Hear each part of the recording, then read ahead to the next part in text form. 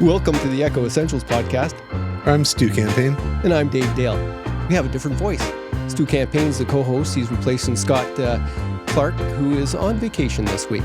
Today we have a fairly interesting conversation going on about Sweetman's Garden. We have actually two people that are very passionate about it, Lott and Liza Vandermeer, and they're going to tell us what went wrong when the city clear-cut the road allowance not too long ago, why it shouldn't happen that way, because it's going to cost a lot more money that nobody's approved yet to expand that road allowance, also the value of the garden. But before we get into all that, let's hear from one of our sponsors, Voyageur Aviation. Founded in 1968, Voyageur Aviation is a proud member of our community, providing worldwide aviation services from our headquarters right here in North Bay. If you're looking for a challenge, change, or want to expand your current career in aviation, Voyageur is hiring for a wide range of technical and non-technical roles, including pilots, aircraft maintenance personnel, corporate administration, machinists, supply chain professionals, and more. Be part of a workforce that is over 400 strong, supporting humanitarian, government, defense, and civil aviation operations around the world. For a career in aviation and beyond, learn more about open positions and career paths at voyav.com.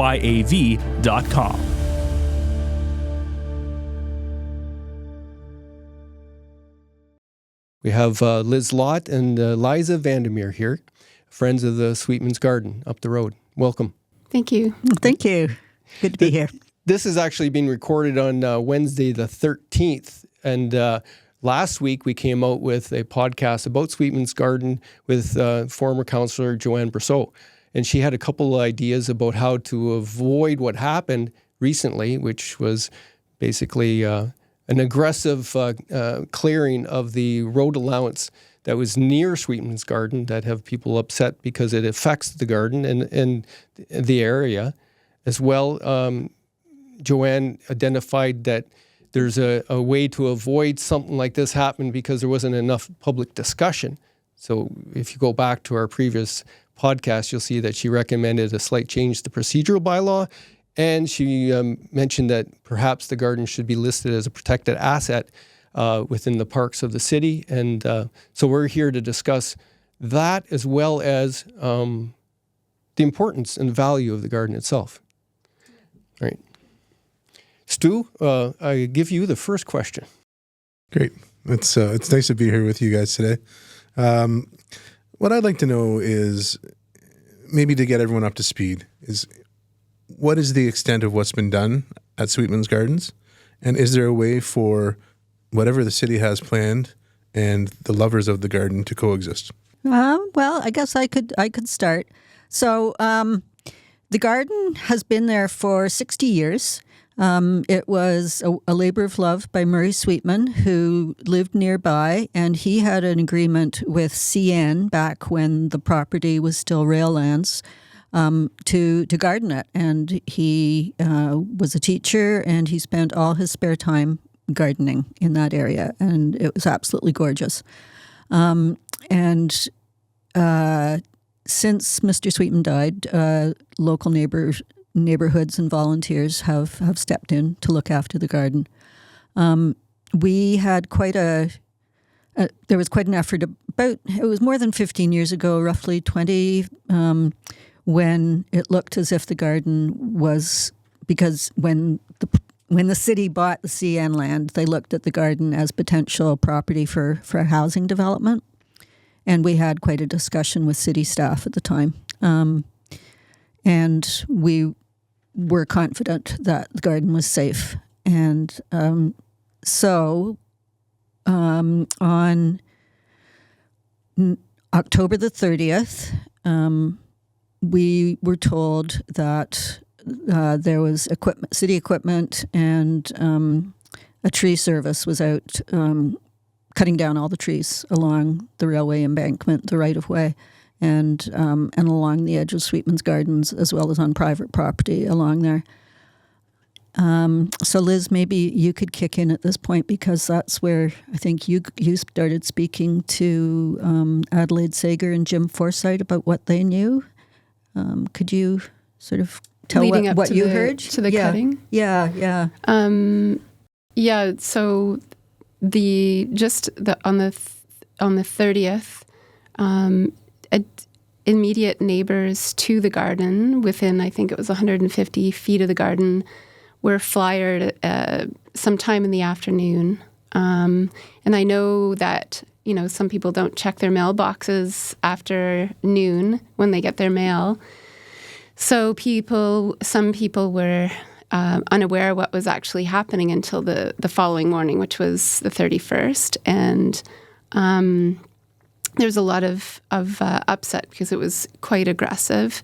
I did see the notice that Adelaide and Jim received, that there was going to be selective trees and some brush removal. So it was a bit quite misleading and indicative of that there was a bit of a, not maybe just a bit, but quite a miscommunication within City Hall, because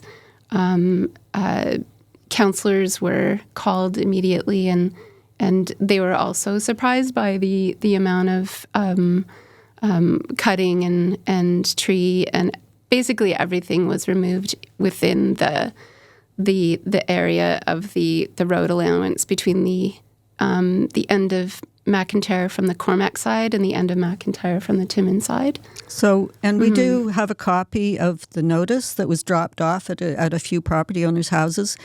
And it says, so it's not dated, so it's a little difficult for people to know. And it says, public notification process for construction, right-of-way clearing and construction. The City of North Bay Public Works Department will be completing brushing and infrastructure installation within the City of North Bay road allowance on McIntyre Street West. The construction will be on the McIntyre Street West between Timmins Street and Cormac Street. The first task is removal of brush and saplings and select trees to gain access to the right-of-way. So it also said at the end of the letter it says, where if you have any questions, please contact city staff below. There's no name. Or a department specifically, just a phone number. Yeah. So, and it goes to, there wasn't anybody to actually contact to ask what's going on. Mm-hmm. So, so they started, excuse me, and Adelaide Sager, who worked very closely with Murray Sweetman for years on the garden and had her heart and soul invested in maintaining the garden for everybody's enjoyment. She ended up going and talking to the roads foreman who was directing the crew and said, I'm going to stand here to prevent this work from continuing. And they got very concerned about the safety issues. And Liz and I went out because we wanted to go and see what was going on and to see all the devastation. And Adelaide was in tears. And I was approached by the foreman who said, it's a safety issue. You people are going to get hurt because there's heavy equipment working here. And he's a delightful man. He was doing his job. He was being very polite. And I said, well, you're absolutely right. It is dangerous, but we're not leaving. So from a public safety perspective, it would be far better if you told your crew to stop and take the equipment away, because there are some real concerns here. And on the 30th, we had made several phone calls. I had spoken to the city engineer who called me back. We spoke to Councilor Justine Mala. We spoke to Maggie Horsfield. I spoke to Chris Main. And I think you spoke to the same people, right? And the city engineer told me that in his personal opinion, McIntyre Street West needed to be opened up as a thoroughfare between Timmins and Cormac, and that it should include city water and sewers, and installing storm sewers and sidewalks and a full road. And, I said, well, as a city engineer, that is your personal opinion, but you're not in charge of making decisions for the city. There's a process that needs to be followed. Elected representatives are in charge of making decisions like that. Has City Council approved that decision? And he said, oh, no. It hasn't gone to council yet, but it's going to. We're going to follow the process. We'll be very careful to make sure the process is followed. And so then my next question is, well, if your plan to reopen the thoroughfare between Timmins and Cormac hasn't been approved yet, and there isn't funding approved for it, why are all the trees coming down now? And he said, well, we just wanted to do a little look-see, and we thought we might do we might use it as a snow dump for the winter. And, maybe in retrospect we should have thought about this a little bit more, and maybe the work wasn't necessary. But, I had a crew available, and it just seemed a good idea to get it done now. So I told him that we would be following up with the elected officials to make sure that that before any more work was done, that a proper approval was received. Yeah, it goes along with my understanding as well. It is a little bit of a disconnect between the process, somewhat of a rogue sort of advancement of a potential thing that is going to be discussed, kind of triggered from the development that was approved for the nearby property, and it probably got people thinking and talking. And I know that they didn't follow necessarily their own communication process very well. Yeah. One thing that, and so the work was done on the 31st? It was, it was done on the 30th and the 31st. Okay. And the notice came out the afternoon of the 29th. I think when we were talking to Joanne, she was saying that it goes to with people within 120 meters of the area, but I'm not sure. So just clarification on feet meters doesn't really matter. It didn't go to a whole lot of people. Right. Yeah, and Jim and Adelaide were the only people who happened to be home at the time, and the road foreman did So knock not much on the door. warning, no real process.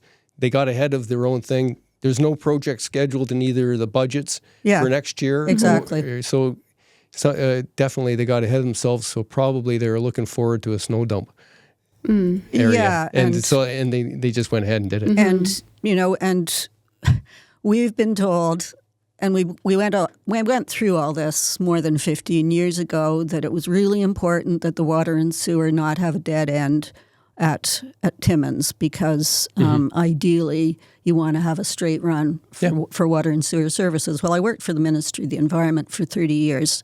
I'm familiar with that. The city has stubs all over the city. The water quality is fine. It hasn't caused a problem with the sewers.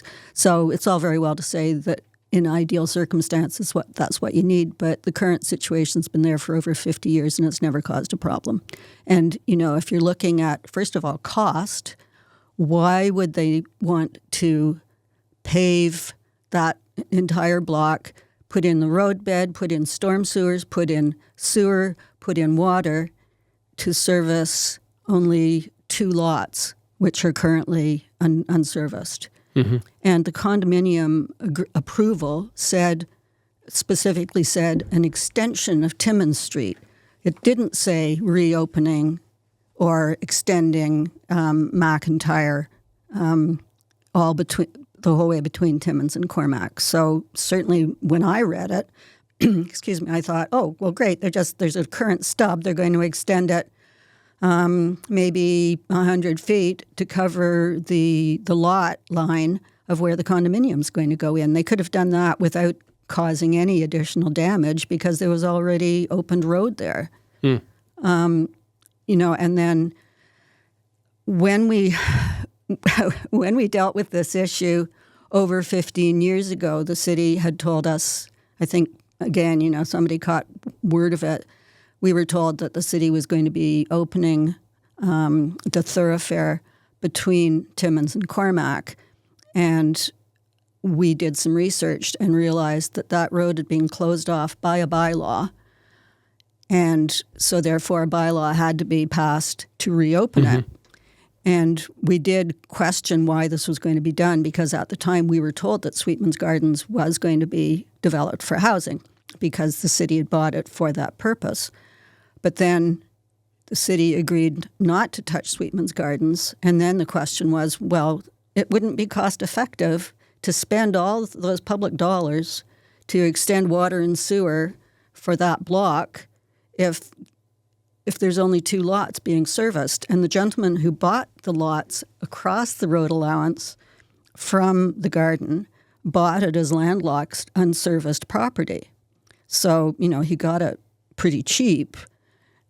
And he said that he'd been given an assurance by somebody at City Hall that services were going to be extended, but that's us taxpayers paying to service his property, which is suddenly going to quadruple in price. And that's not how these things are done.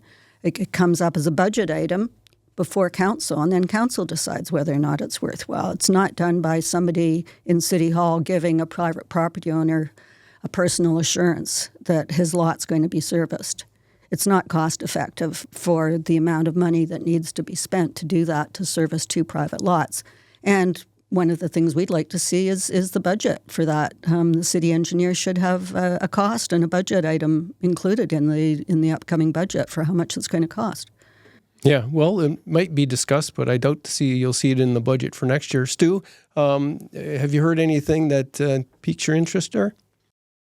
Well, there's a few things. First of all, these folks come in, it's obvious this is very emotional for you. I can hear it in Liza's voice. Liz, I know you've been very active with this. So this isn't just something that, you came across and said, you know what, we're not going to stand for this. This is something you've been involved with for many years, and you find a lot of value in it, I would assume. And what I hear is, now the property owner we're talking about is Gary Gardner, is it not? One of the property owners we're talking about, the one that had the development approved in July for 2 triplexes, that's Gary Gardner's company with his wife. Okay. And so I think I would like to give him credit, might not be the best word, but he's never hidden behind this. Like, he's never tried to say, this isn't my land. He's been upfront with it. He declared all his conflicts.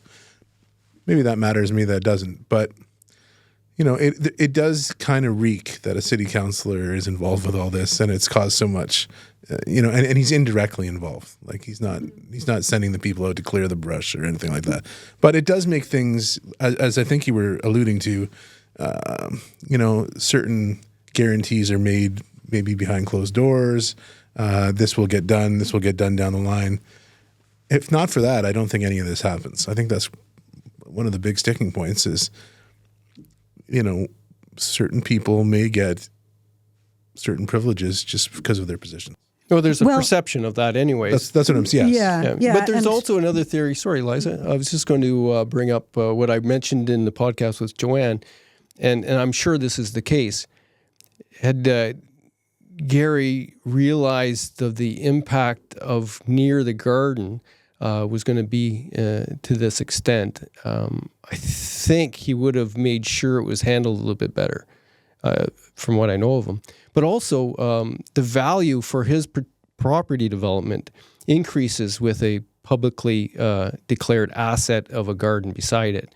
So I'm not sure how much. I know it smells, and there's a perception there, but I'm not sure it really sticks necessarily of him getting a privilege. It's sounding to me like the city staff and the parks, like the road clearing guys and the, they've always wanted this opened up because it's a bit of a inconvenience for snow plowing. It's just they think black and white. Yes. Like I can save 5 minutes. I don't have to turn around. We would want this to happen. That's my thought. Yeah. I think that was kind of where I was leading up to, is like, this is overzealous clear cutting, right? Is that kind of what we're saying? Like, yeah, maybe they went beyond their purview a little bit, and that's where, the gardens were affected. Well, when I spoke to the city engineer, I said, that's an established footpath. People walk through all the time. It's a place that we enjoy. And he said, but it's a city right away. It's like, he said it hasn't been cleared in years. And our point was, well, why did it need to be cleared now? There's and I don't want to say that the condo owner has caused this problem. I think that condo could have been put in with no damage to the garden. And I think part of the problem is there's additional property on the, I was trying to look at a map, on the opposite side of the right-of-way, and that person serves to benefit from the services being extended. And he hasn't put in for any kind of building permits or anything. He's the one who's been given verbal assurances that the road would be opened. Mr. Gardner has been upfront, and whether, personally, I think the condo next to the garden could be an asset. Why not have more people enjoying the green space? And we need more housing in downtown North Bay. Like, we have no problem with that. I agree that perhaps there could have been more public consultation, but the approval from the condo did not say that the entire stretch was going to be opened as a thoroughfare. And there was no need for them to cut down every tree bordering on the garden because of the condo. Well, we're getting a lot of good information here. Kind of time for a break, though. And I'm thinking I'd like to go to Casey's. It's a good place. When's the last time you were there? Well, we went for one of my kids' birthdays not long ago, and let me tell you, food was good, service was fast, beer was cold. I heard that it's a good place to work and people stay there for a long time. Do you know anybody that worked there long? I know Yvonne, who worked there, I think it was 40 years. Right. It was just remarkable when you think about it, to, never do anything to get fired in 40 years. Like, that's amazing. So she's something else. I was there, and I recognized the waiter from decades ago, right? It was like some type of time warp. It's a good place. You may want to make Casey's where you go this weekend. Make your way there, and it's an unforgettable get-together. Dive into our delicious appetizers, enjoy the best drafts in town. It's the perfect spot to unwind. Catch up with friends, savor great flavors. Don't miss out on the fun. Join us at Casey's for a weekend filled with good food, great drinks, and even better company. Hi, I'm Natasha Laframboise, sales representative with the Laframboise team at Realty Executives Local Group Inc. Brokerage. We are a local real estate team here in North Bay. Our team of sales representatives, Matt Laframboise, Phil Seguin, and Adam Legros, are ready to help you through the buying and selling experience. We have been providing service to the North Bay and area community for over 17 years. Our goal is to provide knowledge, support, and guidance in order to prepare your home for sale, bring it to market using multiple selling strategies, and get it sold. As a home buyer, we have 2 buyer's agents ready to help you find your home sweet home. If you'd like to know more, check us out on our website, laframboiseteam.ca. We are always happy to help.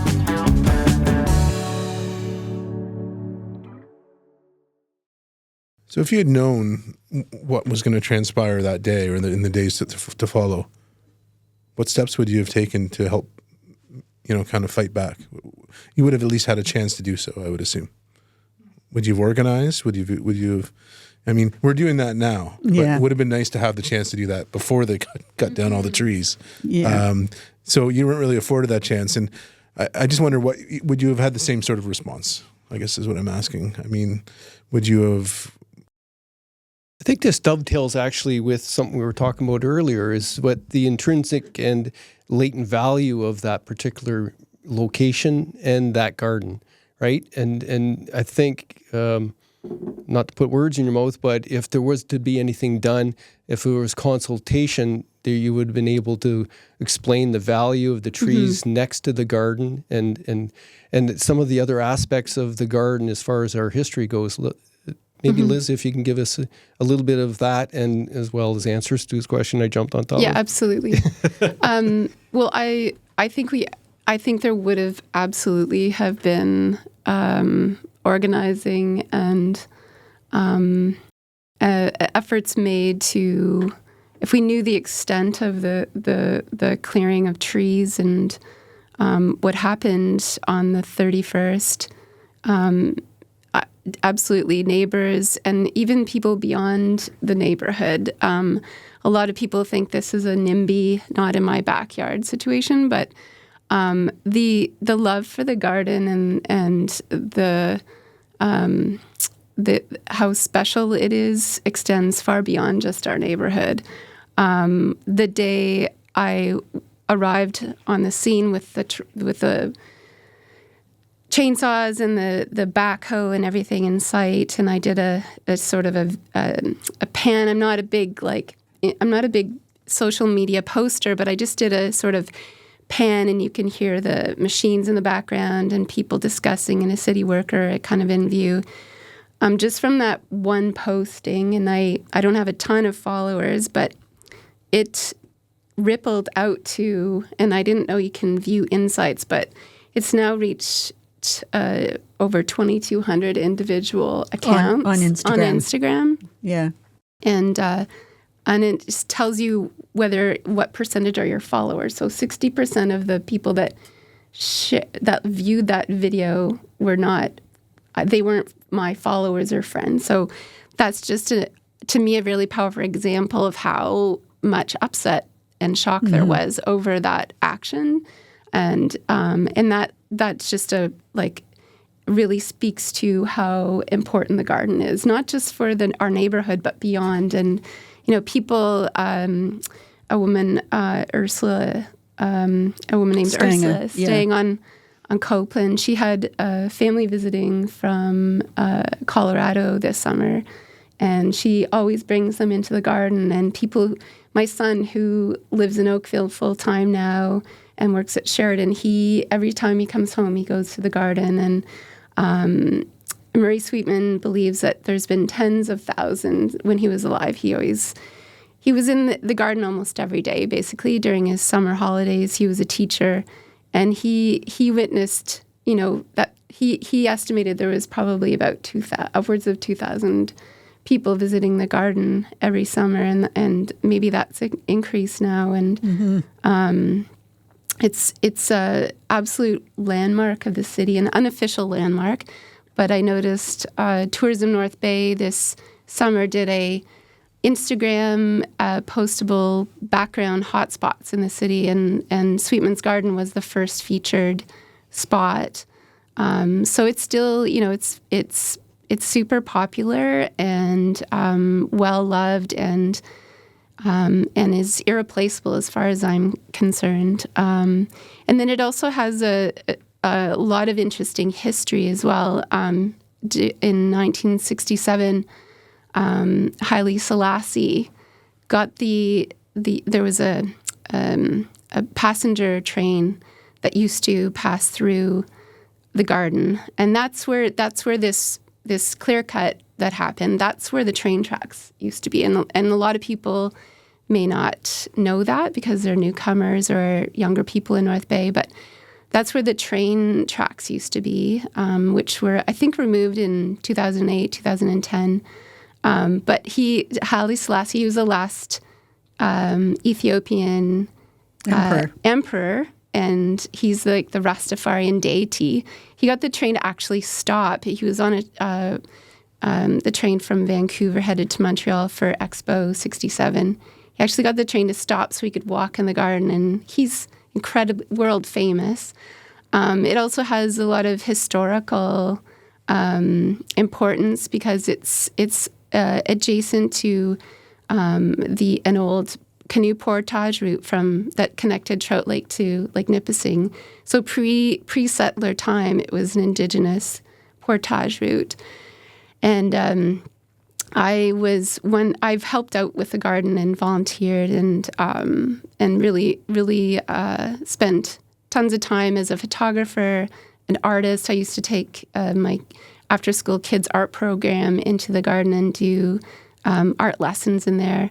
And I also helped out from 2009 up until COVID. There was a garden program organized initially with the Horticultural Society and the North Bay Public Library. It was called Seedling Story Times, and they would do one Wednesday at the library, all garden themed, and then the following Wednesday they would work in the garden. And they did all kinds of really great workshops, and it was all summer long. Kids had their own garden plots, and it was so successful. we had to dig up another area for kids' garden plots. And my first shovel in the ground, I was volunteering to help turn soil for a new garden right adjacent to the big crabapple tree that a lot of people know and love. It's got incredible blooms every spring. I dug up this Voyageur pipe, which is a really cool indication of some pretty amazing history, indicating that it is part of an old not just Voyageur, but Indigenous canoe portage. It's got McDougall and Scotland stamped on the side, and I checked with archaeologist Ryan Primrose from O'Care in New Liskeard. He's a head archaeologist, and he said the stamps mean it's from between 1850 and late 1800s.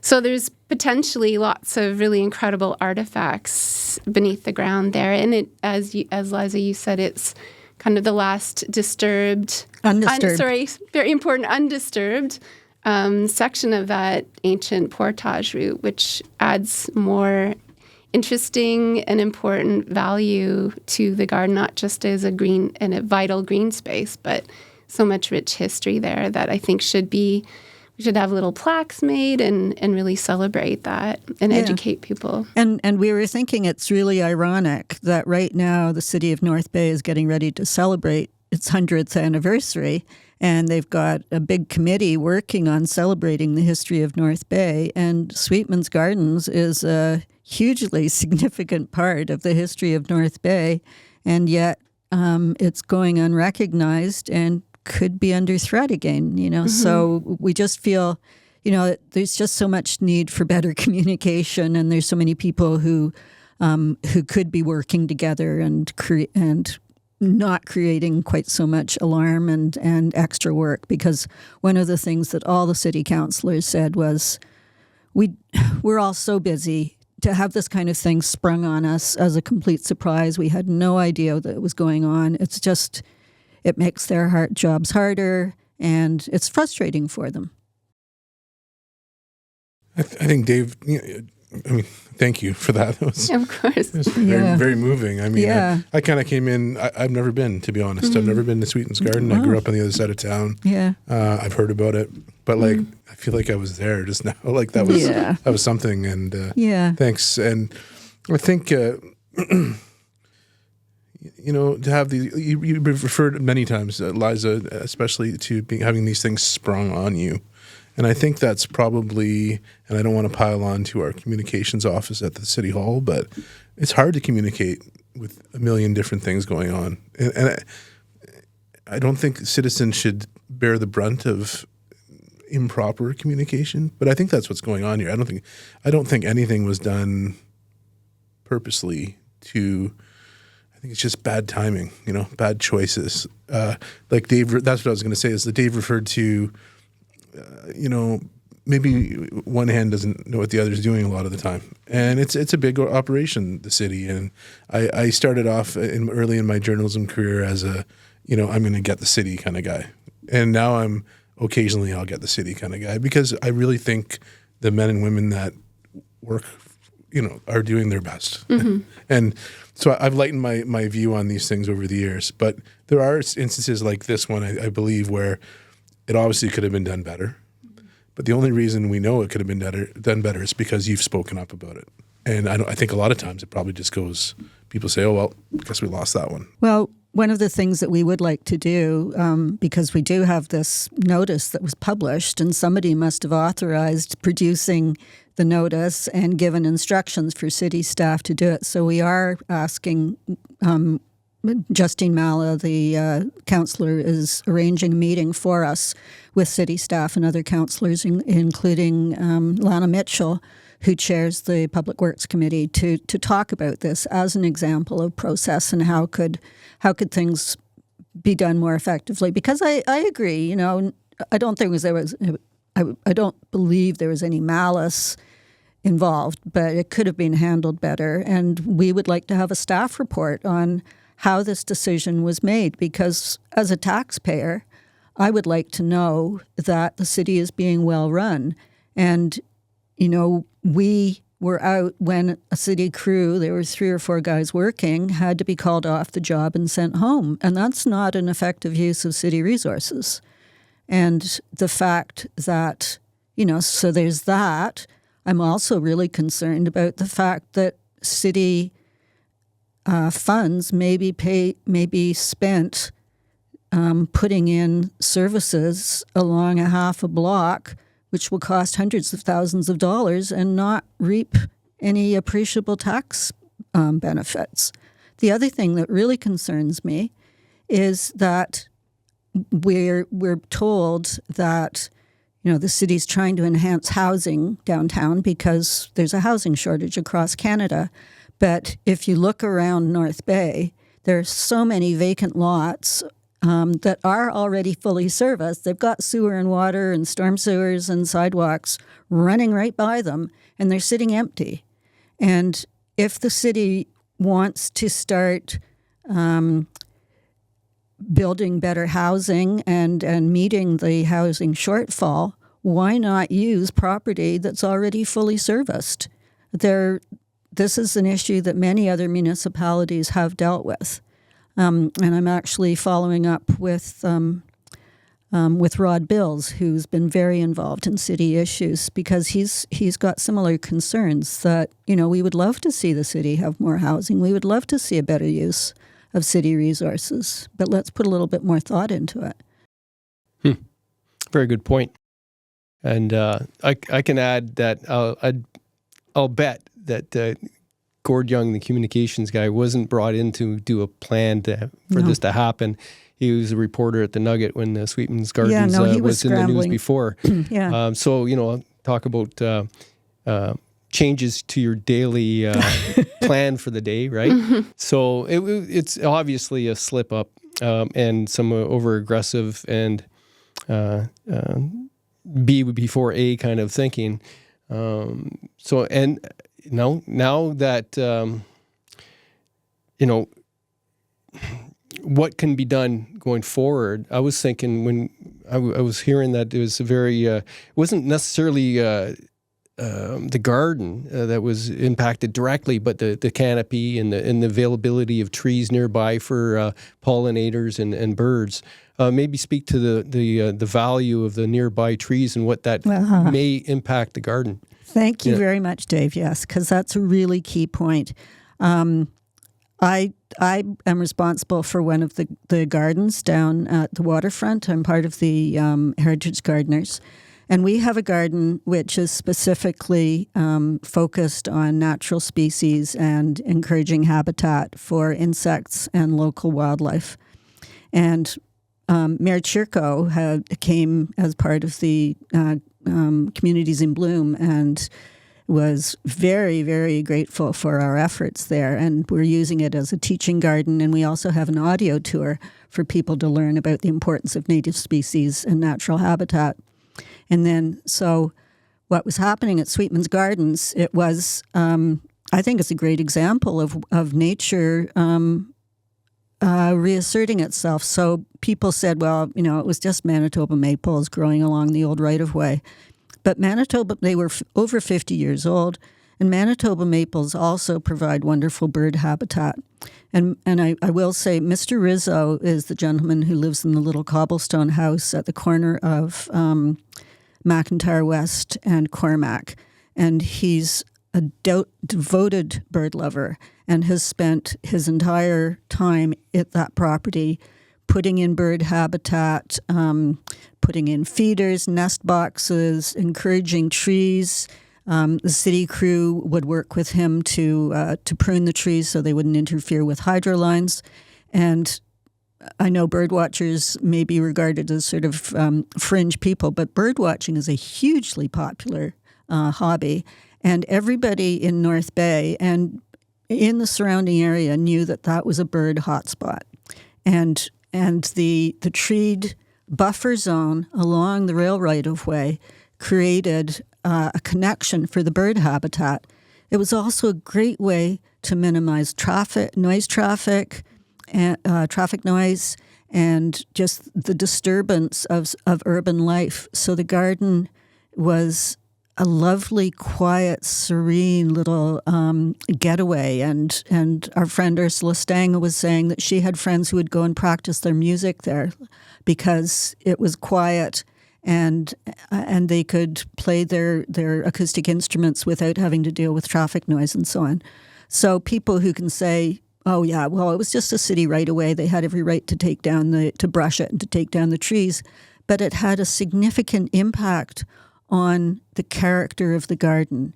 And people who say, well, we're not touching the garden itself, it's just the road right of way. Well, changing the treed buffer along that road right of way does affect the garden. There's going to be, if the city goes ahead with its plans, there will be traffic, there'll be truck traffic, there'll be noise. It interferes with the bird habitat. And we know that bird populations around the world are declining. And Jim Forsythe, who backs onto that garden, he's a photographer. He photographed over 150 bird species just in that garden, and there were bird species breeding and using it for migration rest spots, and all of those ecological values are interconnected. So if you cut down a bunch of trees and remove a bunch of brush and leave, that kind of devastation, the birds that bred there last year, they're going to come back. There won't be anywhere for them to build their nests. It's affecting the pollinators. It's affecting the insects. We know that ecological values are interconnected, and so much of our natural world is under threat nowadays. And that garden is a place that people could come. It was an easy walk. It was easily accessible, and they could come and enjoy a little slice of natural beauty. A nice little oasis, eh? Exactly. Yeah, for birds and people. Yeah, exactly. Yeah. I know there's that one argument that, or not, a debate point, let's say. We have nice gardens and flowers down at the waterfront. That should be good enough, right? But if you think about it, you need that connection. You need different spots. It can't all be in one spot and everything else paved over, because if there's nothing in between two things, then everything goes to somewhere else. If there's somewhere else to go, yeah, and we're surrounded by bush and swamp, so most people, and we have Laurier Woods, we have probably more parks and open spaces and trees than most communities, I would say, and lakes. Some people just don't see the value, but there's more value than we can see. Well, and I think the argument that argument has been made before, like more than 15 years ago, when we had to start Green Space North Bay, because the plan was to sell off Amelia Ball Field, the Tweedsmuir Ball Field, the Graniteville Playground, Otter Lake, and that whole argument was, if you want to see trees, go out in the bush.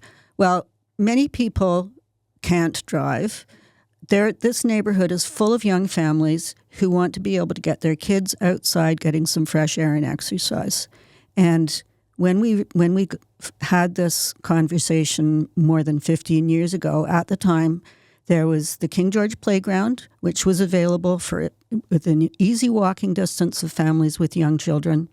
There was also, in theory, access to the playing fields up at École Secondaire Algonquin, and there was also a walking path to the waterfront via the 10th Street extension. And in the intervening times, King George Playground has been fenced off and is now a film development parking lot.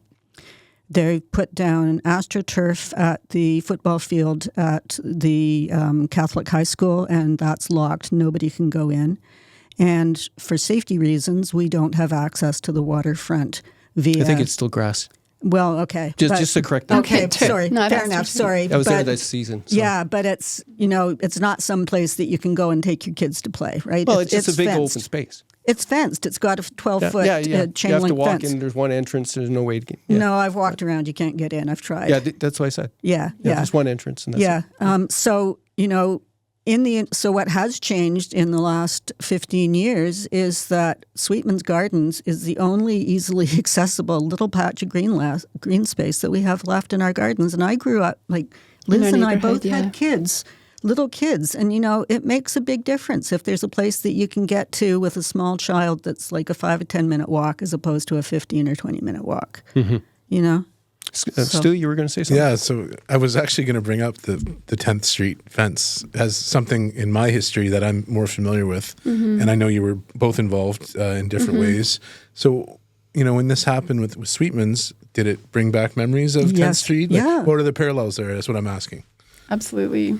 Because it was almost cookie cutter in that there was zero consultation, zero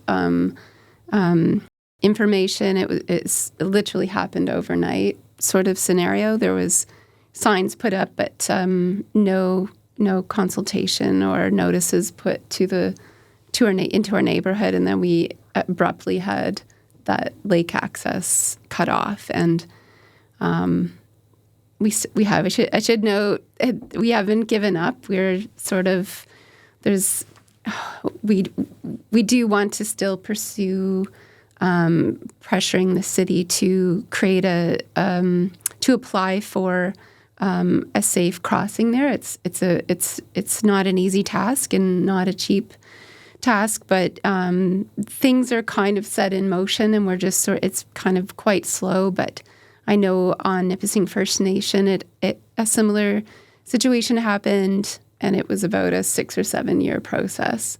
But absolutely, it definitely, I've been thinking about it a lot. In fact, I woke up way too early this morning thinking about 10th Street and now Sweetman's, and it just creates a lot of unrest and uneasiness to see these accesses and places of major importance to our neighborhood and the citywide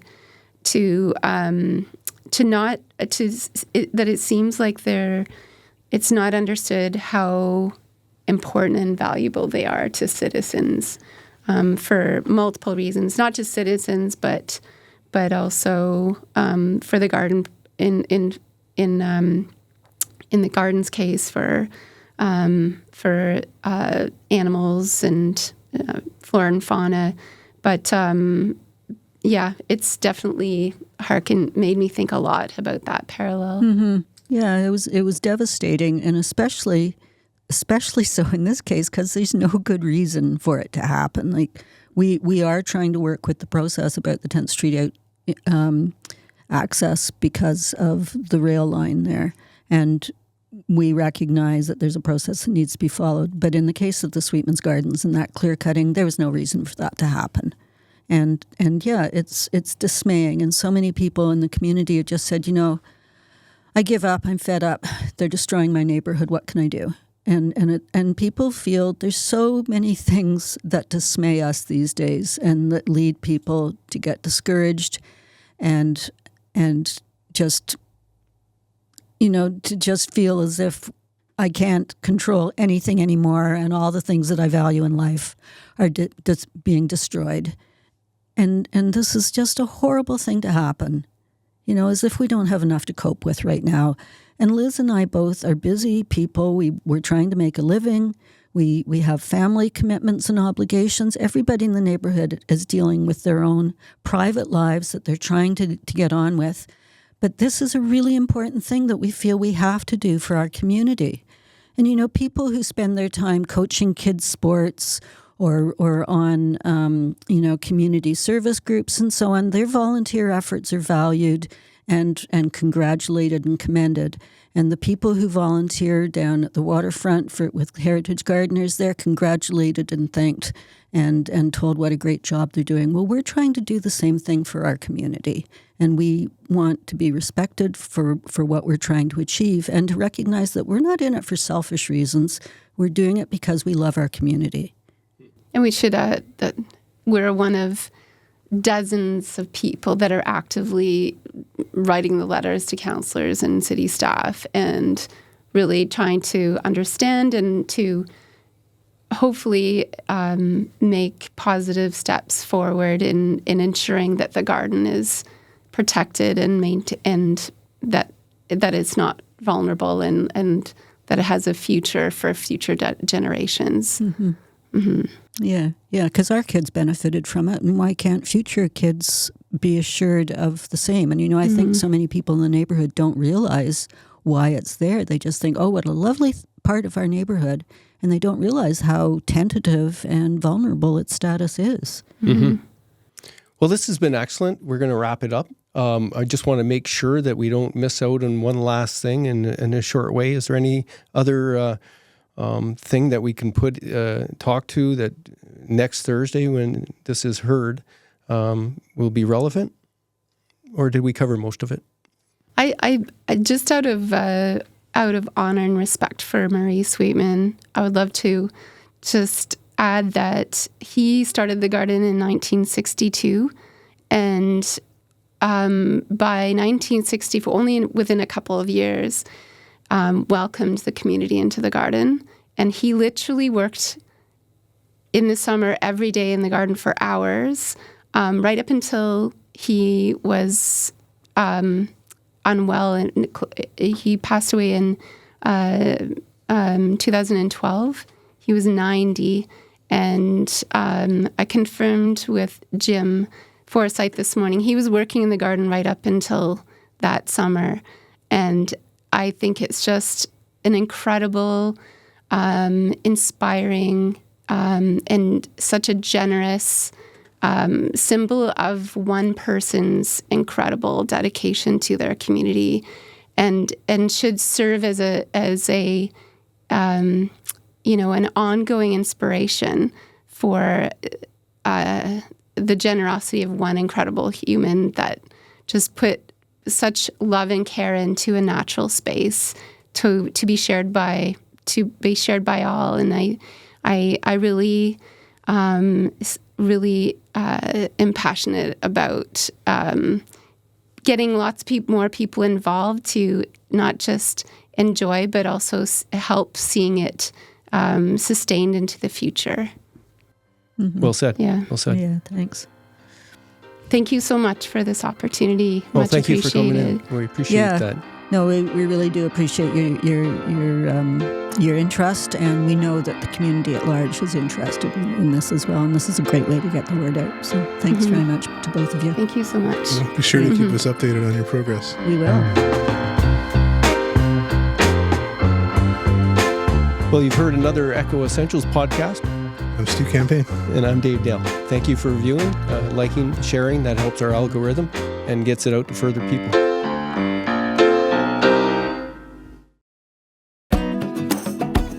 North Bay Echo is proud to partner with Twigs Coffee Roasters, a part of the community since 1995. Twigs offers a wide selection of quality beans, fresh roasted in-house every day. Find your favorite specialty drinks at our espresso bar. Rejuvenate with freshly squeezed juice, or treat yourself to mouth-watering selections from our gourmet deli.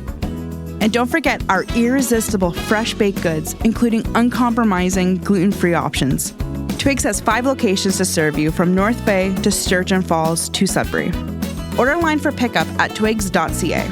And coming soon, you'll be able to order fresh roasted coffee beans direct to your doorstep from our distribution center in North Bay.